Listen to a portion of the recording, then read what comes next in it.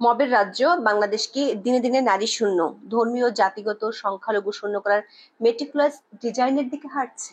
গত প্রায় 11 মাসের বানের পানির মতো ঘটে যাওয়া অসংখ্য ঘটনা এমন প্রশ্ন এবং আতঙ্ক জন্ম দিচ্ছে আমাদের মধ্যে।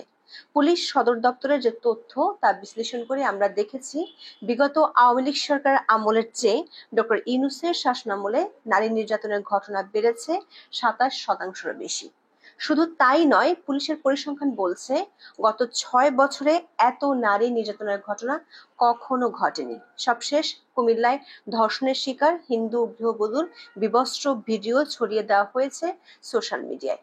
নতুন করে আলোচিত হচ্ছে 2001 সালে পূর্ণিমার রানী শীলের উপর চলা ভয়াবহ বিভৎসতার কথা।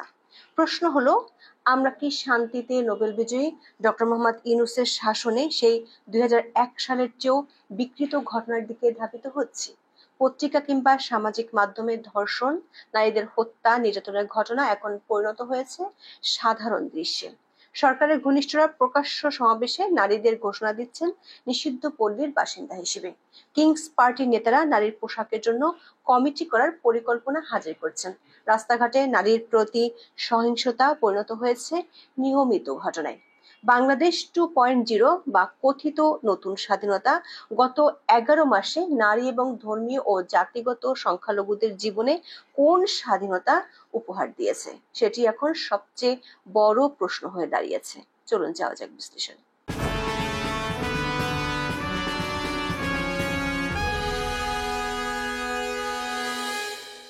পুলিশ সদর দপ্তরের তথ্য বলছে, ডক্টর ইউনূসের শাসনামল বাংলাদেশের নারীদের জন্য সবচেয়ে খারাপ শাসনামল।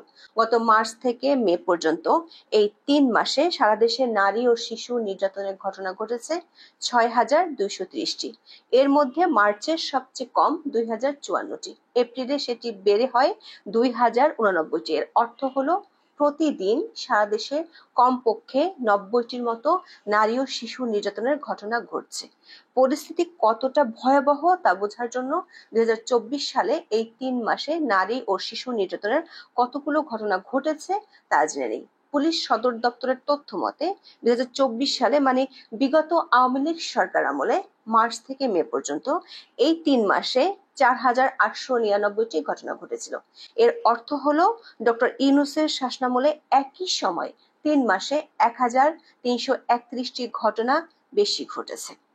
অর্থাৎ শান্তিতে নোবেল বিজয়ী শাসনামলে বিগত সরকার আমলের চেয়ে কমপক্ষে দিনে গড়ে 15টির বেশি নারী নির্যাতনের ঘটনা ঘটছে। শতকরা হিসেবে বর্তমান অন্তর্বর্তী সরকার আমলে 27% বেশি নারী নির্যাতনের ঘটনা বেড়েছে। ডেটা ভিত্তিক কন্টেন্ট সাইট ডেটাফুলের সংবাদ বিজ্ঞপ্তিতে মে মাসের একটি পরিসংখ্যান দিয়ে জানানো হয়, এবছরের মে মাসে যেসব ঘটনার খবর প্রকাশিত হয়েছে তার 50.65% যৌন নিপীড়ন ও প্রাণঘাতীর ঘটনা। এর মধ্যে 98টি হত্যা আর 53টি ধর্ষণের ঘটনা ছিল। দলবদ্ধ ধর্ষণের ঘটনা ছিল 15টি। ঢাকায় সবচেয়ে বেশি 44টি সহিংসতার ঘটনা ঘটেছে, আর 20টি ঘটনা নিয়ে এরপরেই আছে চট্টগ্রাম। গত 9 মার্চ ডয়েচে ভেলে বাংলাতে একটি প্রতিবেদন প্রকাশিত হয়। বাংলাদেশের গণমাধ্যমে প্রকাশিত কয়েকদিনের সংবাদ পর্যালোচনা করে সেই প্রতিবেদনে বলা হয়, শিশু, গর্ভবতী নারী, বিশেষভাবে সক্ষম নারী কেউই রেহাই পাচ্ছে না যৌন নির্যাতন থেকে। তবে এসব পরিসংখ্যানের ভয়াবহতার মাত্রা ছাড়িয়ে গেছে কুমিল্লার মুরাদনগরের ঘটনাটি। সেখানে দরজা ভেঙে ঘরে ঢুকে এক নারীকে ধর্ষণ করা হয়েছে। ধর্ষণের শিকার নারীর বিবস্ত্র ভিডিও ফেসবুকে ছড়িয়ে দেওয়ার ঘটনায় স্তম্ভিত সারা দেশ। সনাতন ধর্মের ওই নারীর অভিযোগ, প্রায় 15 দিন আগে সন্তানদের নিয়ে বাবার বাড়িতে বেড়াতে আসেন তিনি। অভিযুক্ত ফজর আলী 26শে জুন রাত 10টার দিকে তার বাড়ির দরজা ভেঙে ভিতরে ঢুকে ধর্ষণ করেন। ফজর আলী বিএনপির রাজনীতিতে জড়িত বলে দাবি করেছে এলাকাবাসী। আবার ফেসবুকে ছড়িয়ে পড়া ছবিতে অতীতে তাকে স্থানীয় আওয়ামী লীগ নেতাদের সঙ্গেও দেখা গেছে। 5ই আগস্টের পর রাতারাতি দলবদল করা এমন অনেকের দাপট দেখা যাচ্ছে দেশে। এমনকি কিংস পার্টি, এনসিপির অনেকেও অতীতে জড়িত ছিলেন আওয়ামী লীগের রাজনীতির সঙ্গে।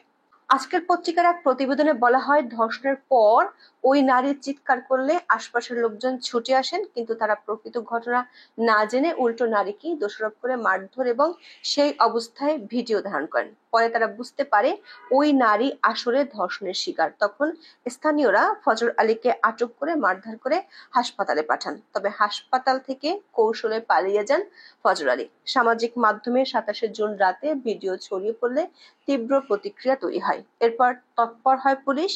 মুরাদনগর থানায় 28 জুন ওই নারী মামলা করার পর ঢাকার সায়দাবাদ থেকে মূল অভিযুক্ত ফজর আলীকে গ্রেপ্তার করা হয়েছে। ভিডিও ছড়িয়ে দেওয়ার অভিযোগে আরো 4 জনকে গ্রেপ্তার করেছে পুলিশ। দর্শক, নারীর প্রতি বিভৎসতার নতুন নজির হাজির করেছে মুরাদপুরের ঘটনা। তবে এমন অনেক ঘটনার খবর পাওয়া গেছে গত প্রায় 11 মাসে। এমনকি 29 জুনও সংবাদ মাধ্যমে এসেছে বরিশালের একটি ভয়াবহ ঘটনা। বরিশাল ভোলা মহাসড়কের পাশ থেকে হাত পা বাঁধা ও পলিথিনে পেঁচানো অবস্থায় এসিডদগ্ধ এক নারীকে জীবিত উদ্ধার করেছে পুলিশ। তালুকদারহাট এলাকার ব্যবসায়ীরা ভোরে ব্যবসা প্রতিষ্ঠানে যাওয়ার সময় সড়কের পাশে পলিথিনে পেঁচানো অবস্থায় ওই নারীকে পড়ে থাকতে দেখেন। পরে এসিডে ঝলসে দেয়া নারীকে উদ্ধার করে পুলিশ। প্রশ্ন হলো, নারীর প্রতি এমন লাগামহীন সহিংসতার ঘটনা বাড়ছে কেন? গত 11 মাসে আমরা দেখেছি আলোচিত প্রতিটি ঘটনায় দায় অস্বীকার করেছে সরকার।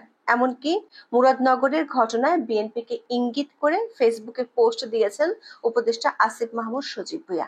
ফেসবুক পোস্টে তিনি লেখেন, মুরাদনগরে আওয়ামী সন্ত্রাসীদের যারা আশ্রয় প্রশ্রয় দিচ্ছেন, পুনর্বাসন এবং ক্ষমতায়নের মাধ্যমে সাধারণ মানুষের উপর অত্যাচার, নির্যাতন, চাঁদাবাজি, ধর্ষণের উদ্দেশ্যে ছেড়ে দিয়েছেন, আজকের পরিস্থিতির জন্য তারাই দায়ী। এর আগেও চাঁদাবাজকে হাতে নাতে গ্রেপ্তার করায় তাকে ছিনিয়ে নিতে থানায় হামলা ভাঙচুর করে এক মাফিয়ার বাহিনী। আজকে আমি লজ্জিত, আমার বলার ভাষা নেই। এলাকার লোকজন দেখা হলেই বলে গণ অভ্যুত্থানে দেশ মুক্ত হয়েছে, কিন্তু মুরাদনগর আরো বড় মাফিয়াদের দখলে গেছে। দর্শক, খেয়াল করে দেখুন, 11 মাস ক্ষমতায় থাকা সরকার কোনো আলোচিত ঘটনা ঘটলেই বিলোপাস শুরু করেছে। সরকারের প্রধান দায়িত্ব যেখানে আইন শৃঙ্খলা রক্ষা করা, আসিফ সেখানে ব্যস্ত দোষ অন্যের কাঁধে চাপাতে। প্রশ্ন হলো, ডক্টর ইউনূস সরকার যদি কোনো কিছু নিয়ন্ত্রণ নাই করতে পারে, তবে তারা কেন ক্ষমতা ধরে রেখেছে? কেন রাষ্ট্রের বেতন নিচ্ছেন উপদেষ্টারা?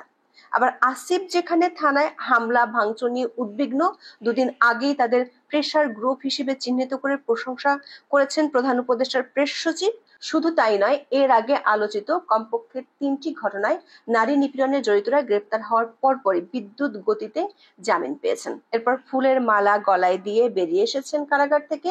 ফুলের মালা গলায় দেয়া গোষ্ঠীগুলোর সবাই সরকারের মিত্র বলে পরিচিত। আবার অতীতের নারী ধর্ষণের আলোচিত মামলার আসামিরাও জামিন পেয়েছেন সরকার ঘোষিত নতুন বাংলাদেশে।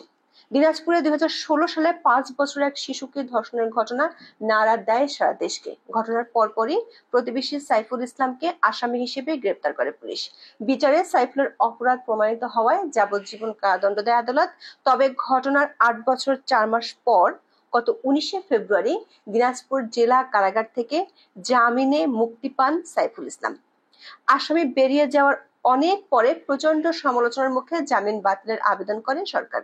তবে এরপর সাইফুল আবার কারাগারে গেছেন কি না সে সম্পর্কিত কোনো তথ্য আসেনি সংবাদ মাধ্যমে। দর্শক, দেশে নারী নিপীড়নের ঘটনা এখন বলতে গেলে সাধারণ চিত্রে পরিণত হয়েছে। এমনকি বানের পানির মতো বাড়ছে ধর্ষণের ঘটনা। এমন সব জায়গায় ধর্ষণের মতো ভয়াবহ ঘটনা দেখা যাচ্ছে যা দেশের ইতিহাসে কখনো চিন্তাও করা যায়নি। রাজধানীর কমলাপুর রেল স্টেশনে দাঁড়িয়ে থাকা রংপুর এক্সপ্রেস ট্রেনের শৌচাগারে এক নারী যাত্রীকে ধর্ষণের অভিযোগ উঠেছে। 24শে জুন সকাল 9টার দিকে এই ঘটনায় জড়িত অভিযোগে গ্রেপ্তার হন ট্রেনের অপারেটর সাইফুল ইসলাম। অর্থাৎ দেখা যাচ্ছে দিনের বেলায় ট্রেনের শৌচাগারেও এখন নিরাপদ নন নারীরা। আবার নারায়ণগঞ্জের ফতুল্লায় 4 ছাত্রীকে বাসায় আটকে রেখে ধর্ষণের অভিযোগে রাজধানীতে গ্রেপ্তার হয়েছেন একজন। এমন অনেক ঘটনা প্রতিদিন আসছে সংবাদ মাধ্যমে। আমরা গুগল নিউজে ধর্ষণ কিওয়ার্ডে সার্চ করে মাত্র 4 ঘন্টায় 3টি ধর্ষণ সংক্রান্ত খবর দেখতে পেয়েছি। অর্থাৎ নারীর প্রতি সর্বোচ্চ সহিংসতা নিয়ে প্রতি ঘন্টায় একটি করে ঘটনার খবর বের হচ্ছে সংবাদ মাধ্যমে।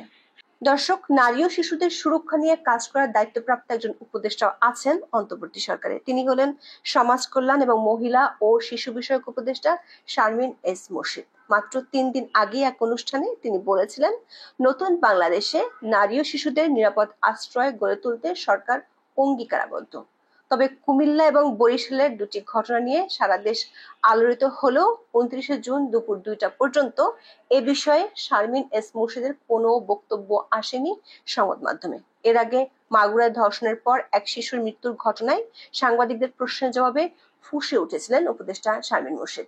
পাল্টা প্রশ্ন ছুড়ে বলেছিলেন, সমাজ কি সুস্থ আছে বলে আপনার মনে হয়? আমি 6 মাস ধরে দায়িত্বে আছি, কিন্তু এই পচে যাওয়া সমাজকে 5 মাসে পাল্টে দেওয়া সম্ভব নয়। দর্শক, আন্তর্জাতিক নারী দিবস 8ই মার্চে নারী ও শিশু বিষয়ক উপদেষ্টা দাবি করেছিলেন 6 মাসে তার পক্ষে সমাজ বদলানো সম্ভব নয়, অর্থাৎ নারীদের নিরাপত্তার নিশ্চয়তা তিনি দিতে পারবেন না। এরপর চলে গেছে আরো 4 মাস, ট্রেনের শৌচাগারেও এখন নারীর নিরাপত্তা নেই।